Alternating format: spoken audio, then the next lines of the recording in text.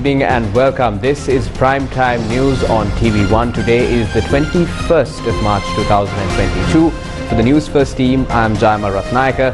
Newsfirst is where the people come first. As always, we have a stack of news that matter to you lined up for you today. But before all of that, let's start off the look at your headlines for tonight. Newsfirst headlines. Main sponsor. Valuable Finance, best finance company.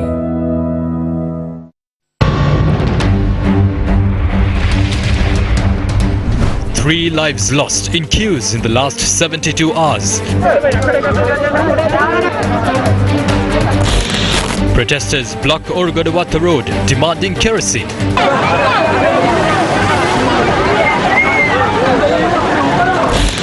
Advisory committee submits 5 proposals to the National Economic Council. Will China come to the rescue? Sri Lanka seeks $2.5 billion loan. JVP, SJB and Ceylon Workers' Congress boycott all-party convention. UNP decides to attend. Newsfirst headlines. Main sponsor. Valuable Finance, best finance company. On to those stories in detail. Sri Lanka is currently facing an unprecedented economic crisis, forcing many to stand in queues day and night to purchase essential items ranging from milk powder to fuel. The strain of whiling away their hours under the scorching sun has now resulted in the death of 3 senior citizens over the past 72 hours. The third such death was reported today from Mirigama. Similarly, the people's protests over the unavailability of essential items have intensified over the past few days, including today.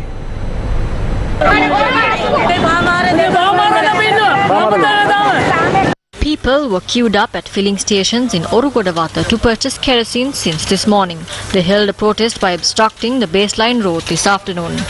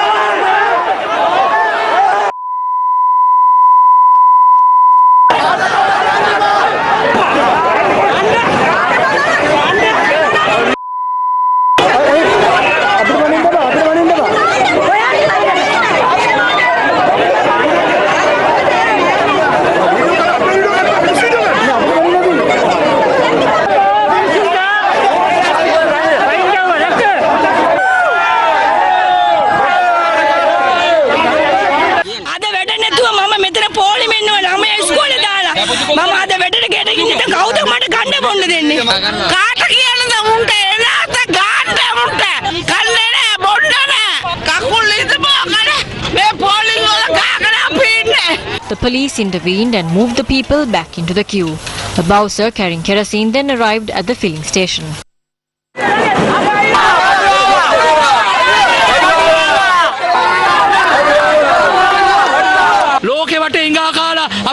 They might try to resolve this by begging from some foreign nations, but they can't resolve the problem like that.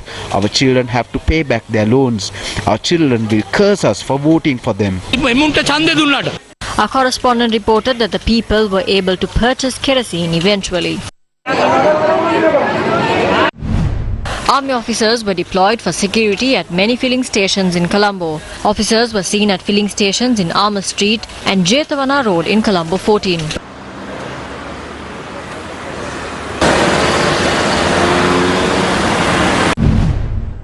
Many people were queued up at a gas distribution centre along Anagarika Dharmapalamawatha in Matara since last night, but they were unable to purchase gas cylinders even by this afternoon.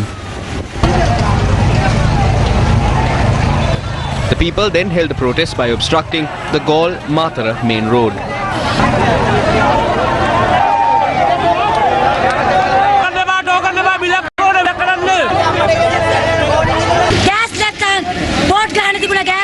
ඔයාට මේ ගමන The police intervened and distributed tokens amongst the people. They had to return home empty-handed. People who are unable to purchase gas cylinders in Ranwala Kegol held a protest by obstructing the Colombo Kandy Main Road and the alternate road in Kegol.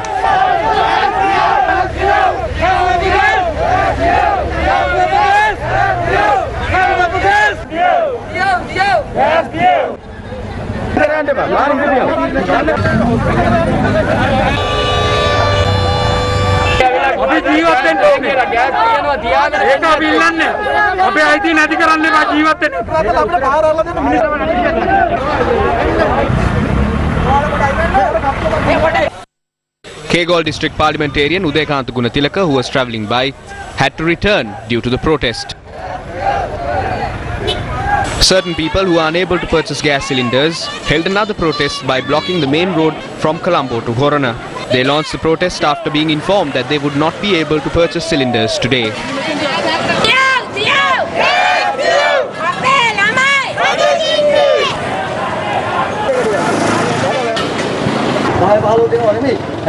This was how the driver of a gas lorry responded to the people in a queue in Hallolua, Kandy.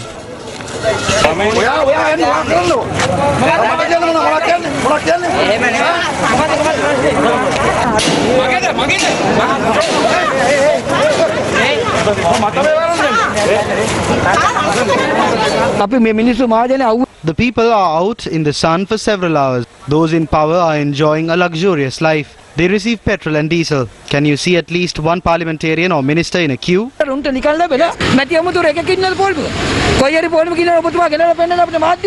Litrogas Lanka Limited commenced distribution of gas cylinders from its storage terminal in Kerawalapitiya.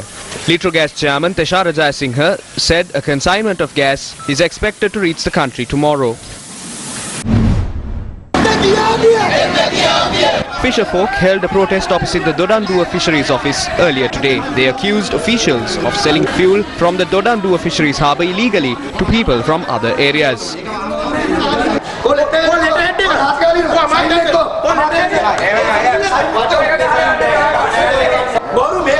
Where is the letterhead and the signature? They are doing business. Madam is not expecting that this was a mistake. We wish to tell the harbour manager that a fuel stock reached this place on the 1st of March. 600 litres of fuel consignment that was brought here was over by 2 p.m. It only lasts for about 4 hours because it's sold to buses and other people. The fishermen had to call off their protest without a solution. Thousands of people continue to stand in queues under the sweltering heat for several hours to purchase bare essentials. Many of them remain in queues for hours without consuming any meals or even water, out of desperation to purchase essential items. Today, Gammada Vifo's volunteers stepped in to hand over bottles of chilled water to help those standing in queues. Water bottles were distributed among the crowds that gathered to purchase kerosene at a filling station in Orogoduwatha.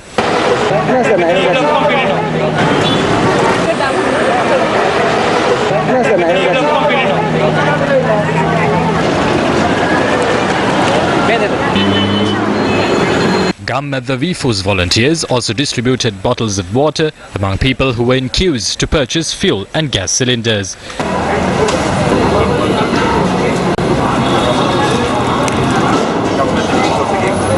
People who were in a queue in Mathura also received bottles of water to quench their thirst. Donors also joined Gammada Vifo's volunteers in the distribution of these bottles. The bottles were collected back with the aim of avoiding pollution.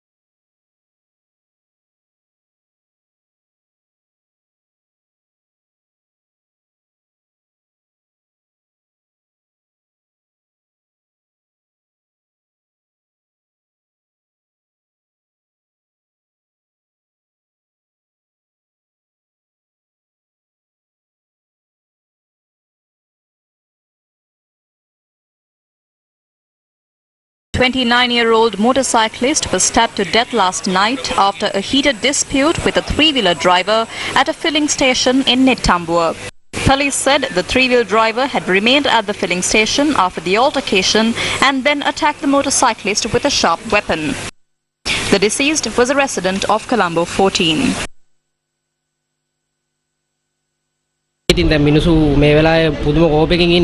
People are extremely angry right now. This is a minor dispute. It shouldn't have ended in this manner. He was to get married next month. The person who attacked him should have thought about his family before committing this murder. The Nitambua police have arrested the three-wheel driver involved in the incident. Government entities have responded to the growing queues in the country. Energy Ministry Secretary KDR Olga said the demand for fuel has risen unusually in March compared to January and February. She said more orders have been placed to import fuel to meet the rising demand. Sri Lanka Podujana Peramuna General Secretary Sagar Karyavasam has blamed the former energy minister's remarks for the fuel crisis. The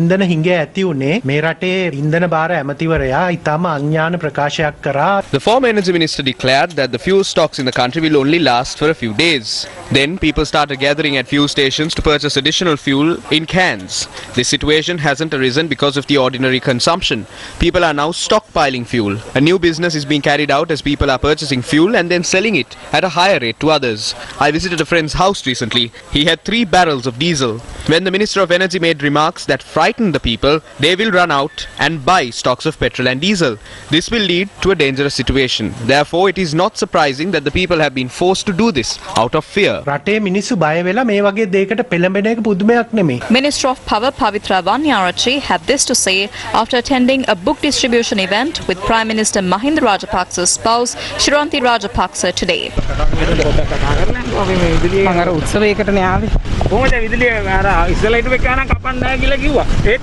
ජල විදුලි බලාගාරවල වතුර මට්ටම බොහොම අඩු මට්ටමක තියෙන්නේ. මේ වියලි කාලගුණයක් තියෙන කාලයක්. සෙල්වර ප්‍රශ්නයක් නැද්ද? ඔයා කතා කරනවා නම් ඔයා ගන්න මේ අමුතියක් ජලාසත් සිඳිලා තියෙනවා. ඒ එකම පහුගිය අවුරුදු 5 මේ රටේ විදුලිය අවශ්‍යතාවය දවසින් දවස වැඩි වෙනවා. විදුලි පරිභෝජනය නෑ හරි කියන්නකෝ මොකක්ද ගහපුවාට මොකක්ද විදුලි පරිභෝජනය විශේෂයෙන්ම රටේ වැඩි වෙලා තියෙනවා. ඉතින් ඒක අපේ හදපු බලාගාර කොහොම තියෙන්නකෝ මහත්තයෝ නෑ පොඩ්ඩක් අයින් කරමු මට නෑ අයින් කරන්න මම යනවා දැන් පොඩ්ඩක් ඉන්න මහත්තයා පොඩ්ඩක් හරි එහෙනම් බොහොම ඕක තමයි තත්ත්වය.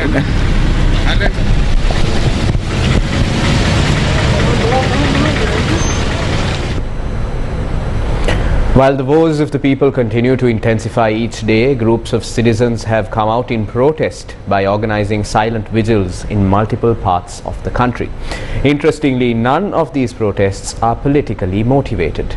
Newsfirst Nisal Suryarachi met with some of the protesters at a vigil held in Tumula today. The average man and woman spends most of their time standing in queues to purchase essential goods at inflated prices. Right now I'm in Tumula Junction and the people have taken to the streets. These are the common people of Sri Lanka, the ordinary citizens like you and I. These people do not belong to any political party. They are independent individuals who have come together in peaceful protest to demand the authorities to give them some sort of relief against the rising costs of living that goes up every single day. I'm working for a tourist company and there are about 3 million people who are depending on this industry. In 2018 we got 4.3 billion worth of tourists foreign exchange. So if government wants to bring foreign exchange, we need to revive tourism. Protesters held candles and placards during a silent protest in Kohula as well. මේ පක්ෂ එහෙට මෙහෙට පැන ඉන්නවා. දැන් අපිට එහෙම් පිටින්ම වෙනසක් ඕනි. අවුරුදු 5ක් අපි කලින් ඒගොල්ලොන්ව එළියට දැම්මේ මේ හේතු හින්දාමනේ. රැ වැටිච්ච වෙලේ උදෙත් වැටුණා වගේ අන්න ඒ වගේ වැඩක් තමයි කරගත්තේ අපි.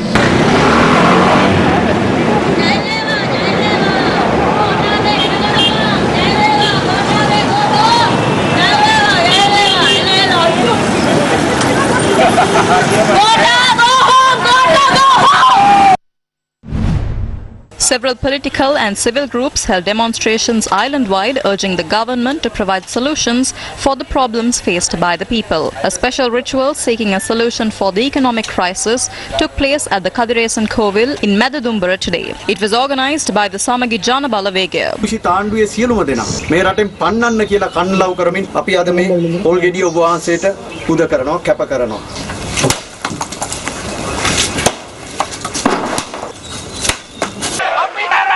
Employees of several private companies took to the streets in Kottawa today. Amidst this economic situation, employees are finding it difficult to make ends meet. But we saw how the children of some VIPs are going to Singapore and Maldives and enjoying with their friends. Don't hide behind doors after making people stand in queues. We will march towards Colombo on the 23rd. Get ready to step out of your mansions. Another protest was held by the employees of the Horana Vagavatta Industrial Zone seeking relief to their problems.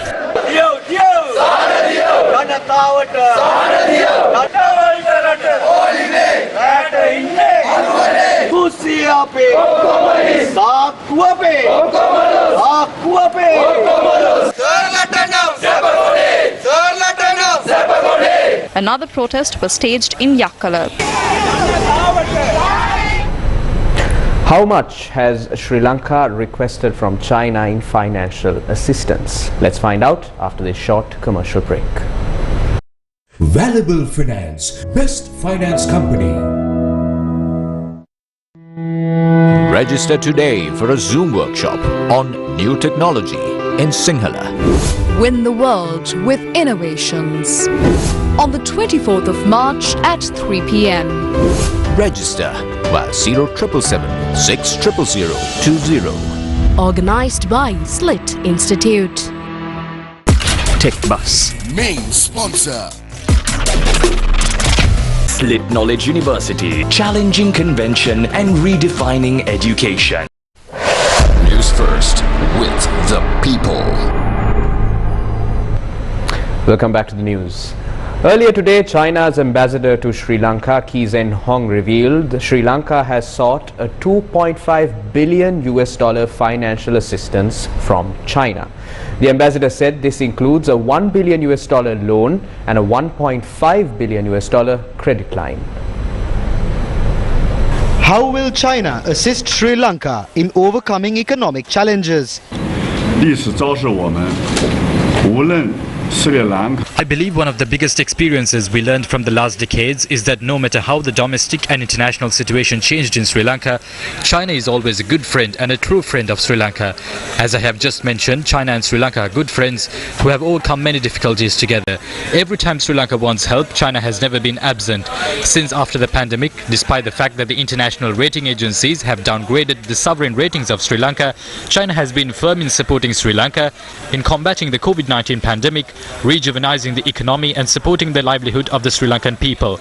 China has provided altogether $2.8 billion in financial assistance to Sri Lanka, and this kind of assistance is not affiliated with any additional conditions. We also encourage the Chinese companies to invest in Sri Lanka, especially in the port city in Colombo and the Hambantota port. Despite the challenges posed by the pandemic, large-scale infrastructure projects by the Chinese companies are moving smoothly. The Sri Lankan government also sent a new request of $1 billion that came in as a financial facility and $1.5 million as buyer's credit. The relevant authorities in China are studying the request.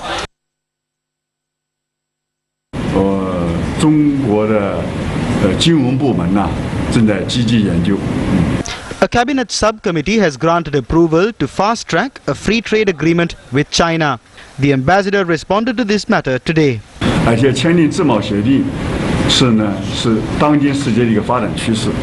Signing a free trade agreement is a trend in the world. For countries like Laos, Cambodia, although these have a lower development level when compared to Sri Lanka, they have benefited a lot by signing an FTA with China. If the bilateral FTA is signed between the two countries, Sri Lankan products will enhance their exports to the Chinese market.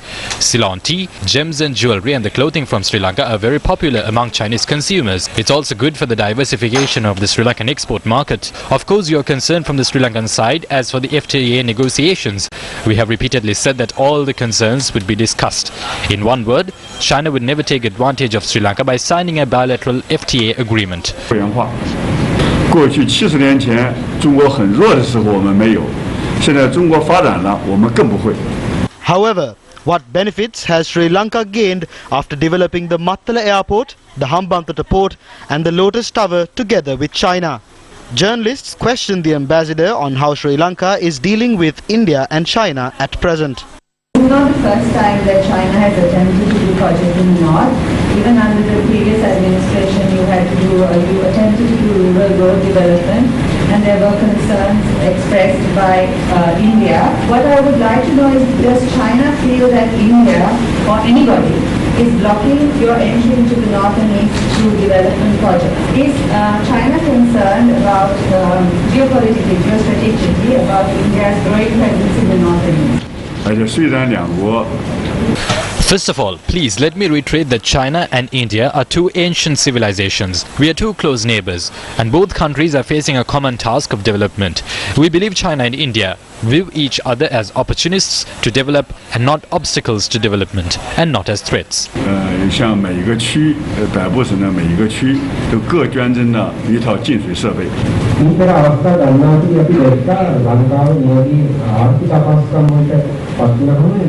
චීනය අපිට බොහොම ලොකු දායකත්වයක් ලබා දෙනවා. ඔව් මේ අවස්ථාවේදී අපිට තේරුම් ගන්න දෙයක් තමයි ඉන්දියාව තමයි අපි ඉස්සරහට ඇවිල්ලා ඉන්නේ. අපි දකින්න දෙයක් මේ වර්තමාන මුදල් අමාත්‍යවරයා ඇසිඩ් රාජපක්ෂ මහතා චීනය සමග ඊතරම් හොඳ සම්බන්ධතාවයක් පවත්වාගෙන යන්නේ නැහැ කියන හැඟීම අපිට නිකන් බැලුවම මේන දින දෙයක්. ඒ සම්බන්ධයෙන් චීනය අදහස් මොකක්ද? We know that Sri Lanka is facing various kinds of difficulties, and all the sincere help and assistance to Sri Lanka should be encouraged. 能够帮助是真正的帮助斯里兰卡朋友，我觉得都应该得到欢迎和鼓励。 Victoria Nuland, the Undersecretary for Political Affairs of the US Department of State, is to arrive in Sri Lanka tomorrow. The US State Department announced that US Undersecretary for Political Affairs Victoria Nuland will be in South Asia between the 19th to the 20th of March, visiting Bangladesh, India and Sri Lanka, along with the top diplomat for South and Central Asia, Donald Liu, and Undersecretary of Defense for Policy, Amanda Dory. On each stop, Undersecretary Nuland and the delegation will meet with civil, society and business leaders to strengthen economic partnerships and deepen ties in the pursuit of peace, prosperity and security in the Indo-Pacific region. In February this year, US President Joe Biden's administration has outlined its Indo-Pacific strategy that would support India's continued rise and regional leadership as Washington seeks to counter China's attempts at global domination. The policy statement read, quote-unquote, "We recognize that India is a like-minded partner and leader in South Asia and the Indian Ocean, active in and connected to Southeast Asia." The document further said that as it continues to build its strategic partnership with India, the US will, quote, "contribute to a free and open Indo-Pacific," unquote. State Minister of Agriculture Shashindra Rajapaksa said organic fertilizer will be imported from China. We will import it definitely. We have made the payments for that. We proposed that the fertilizer samples must be tested in our labs. They suggested that it must be tested in an internationally recognized accredited lab. We agreed to that. There is no problem.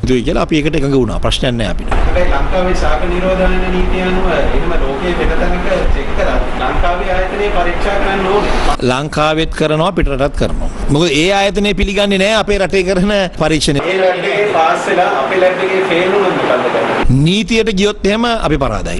There will be delays if there are legal cases. If the tests fail in our labs, then we can't accept the consignment. Our laws apply to our country.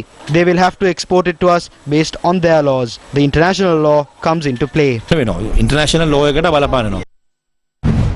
The Advisory Committee on the National Economic Council has submitted 5 proposals for Sri Lanka's economic revival. The members of the committee met with President Gotabaya Rajapaksa and the National Economic Council members for the first time today. The relevant proposals are: number 1, immediately appoint a technical committee with central bank and treasury representation to propose on international financial facilities. Number 2, appoint a financial advisory and a legal advisor. Number 3, technical committee must expedite the submission of a restructuring program for international financial facilities. Number 4, identify a group of experts to support the finance minister. Number 5, increase confidence by addressing obstacles in the supply process. The advisory committee has said it's important to take short-term and long-term measures to strengthen refinancing for a more stable economy that will be steered in the right direction.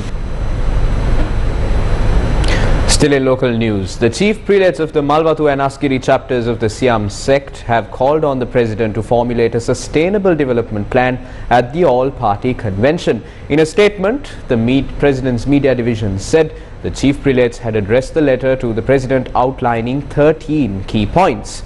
The chief prelates have stressed on the need for a sustainable national policy to assist people who have been affected by the current economic crisis.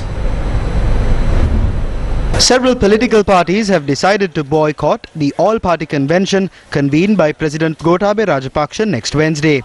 Due to mismanagement, theft, corruption and the wrong decisions in the last 2 years, this country is in dire straits. The government should be fully responsible for this. We ask the government to bring all its constituent parties together. Now the Sri Lanka Freedom Party is proposing for the government to hold an all-party convention. This means that the SLFP has no right to express its views within the government. Therefore, we have decided to boycott the convention.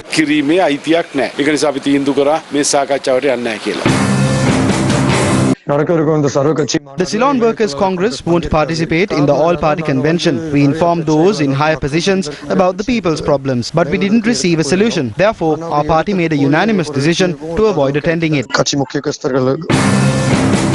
This is not a method to solve the economic crisis. This is being held to resolve the rift between Maithripala Sirisena's Sri Lanka Freedom Party and the Sri Lanka Podujana Peramuna. Therefore, the Jatika Jana Balawegaya won't attend this convention.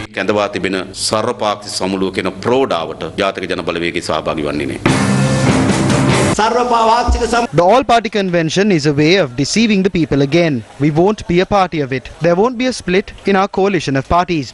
We decided to send representatives from 2 parties out of our 10-member group, Venerable Ratana Thero and Professor Tissa Vitarana, to represent the 10 parties. The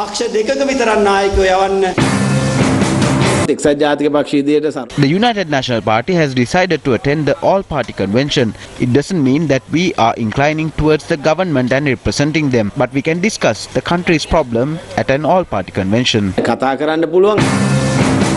I heard that some parties are attending this out of their own will. Some have decided to refrain from it. They have their own policies. But this is a proposal of the Sri Lanka Freedom Party. So come and support us. In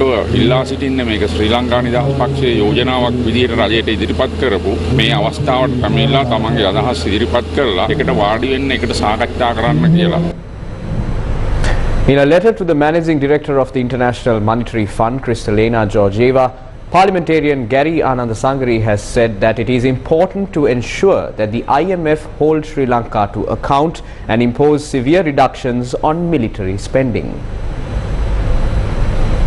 MP Gary Anandasagari has requested the International Monetary Fund to ensure that Sri Lanka undertakes a path to peace, accountability and reconciliation. The letter says that despite the shortage of most goods in the country, the Sri Lankan government has recently presented an appropriation bill for 2022 with a defence of 373 billion rupees, a 14% increase from the previous year. The letter goes on to note that this will amount to 15% of annual government expenditure and will come at the expense of helping vital or depressed sectors still reeling from COVID-19 and contracting growth. He concluded by saying that IMF funds should ensure the money is invested in the right purposes such as social services, alleviating the burden of the people and making basic necessities readily available for the people. Opposition leader Sajith Premadasa says his Samagi Jana Balawegaya has the ideal plan to steer the country out of the current crisis. The Samagi Jana Balawegya's electoral organizer for Agalavatta, Jagat Vitana, had organized a protest rally yesterday. People marched from the Badrulia town to the Latpadura junction during the rally, which was organized in line with the party meeting in the Agalavatta electorate.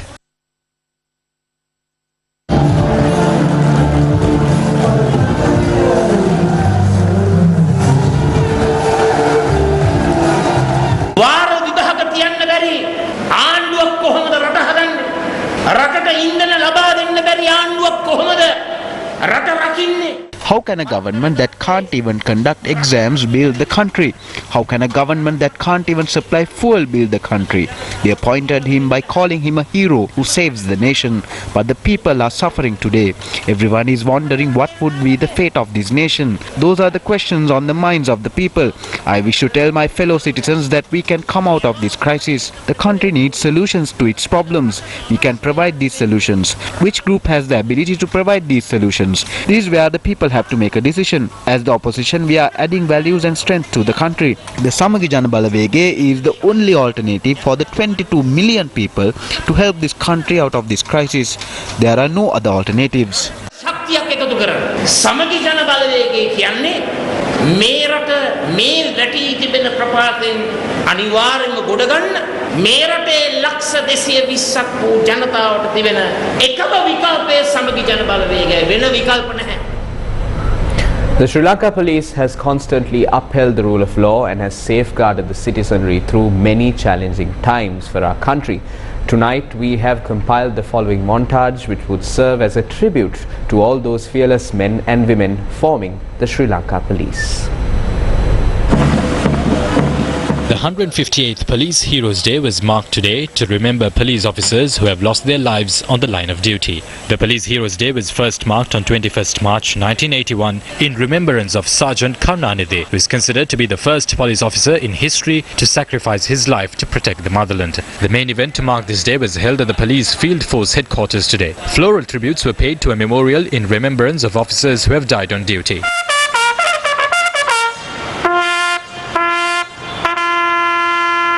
Many events were held across the country to mark this day. 3,143 police officers who lost their lives were remembered at these events.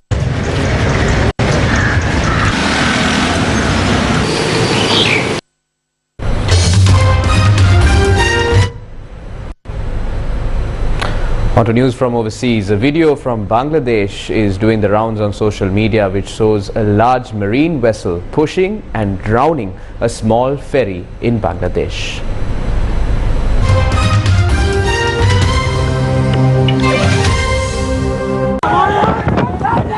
At least half a dozen people are dead and more than 100 missing after the ferry packed with people collided with a cargo vessel yesterday.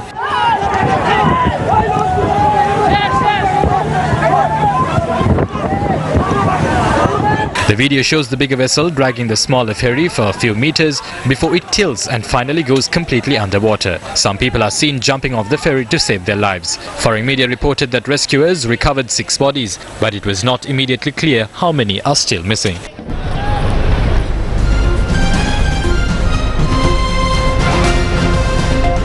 Is Sri Lanka on the verge of bankruptcy? That is the topic of today's News First Face the Nation special that will follow after tonight's prime time bulletin. So a kind reminder for you to stay tuned after the news to tune in to Face the Nation. And with that, it's a wrap of prime time news on TV1.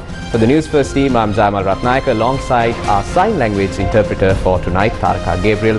Do remember to take care, stay safe and have yourself a good night.